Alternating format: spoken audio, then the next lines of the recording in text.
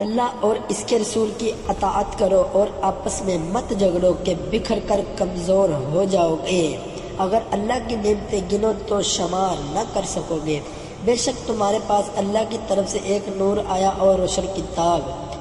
بے شک اللہ اور اس کے فرشتے نبی پر درود بھیجتے ہیں۔ اے ایمان والو، ان پر درود اور خوب سلام بھیجو۔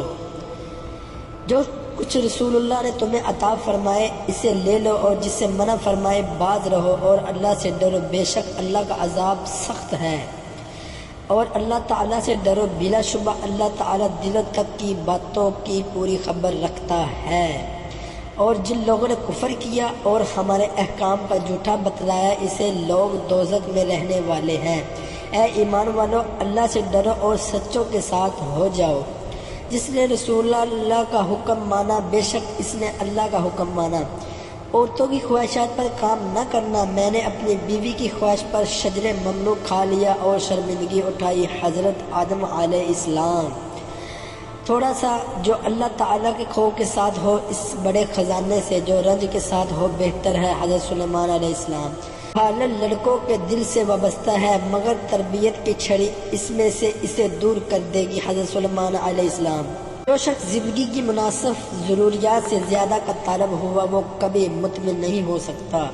سعادت مند وہ ہے جو اپنے نفس کی نگرانی کرے۔ جس نے اپنے نفس پر قابو پایا وہ اس شخص سے زیادہ طاقتور ہے جو تنہا ایک شہر کو فتح کر لیتا ہے۔ حضرت سلیمان علیہ السلام۔ آسودہ حالی پر حسد نہ کرو، کیونکہ ان کی یہ خوشحالی زندگی تو چند روز ہے۔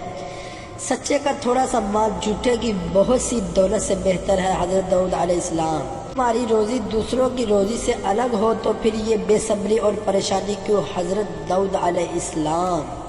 اپنی ضرورتوں کو محدود کر لینا ہی بڑی دولت مندی ہے۔ حضرت داؤد علیہ السلام۔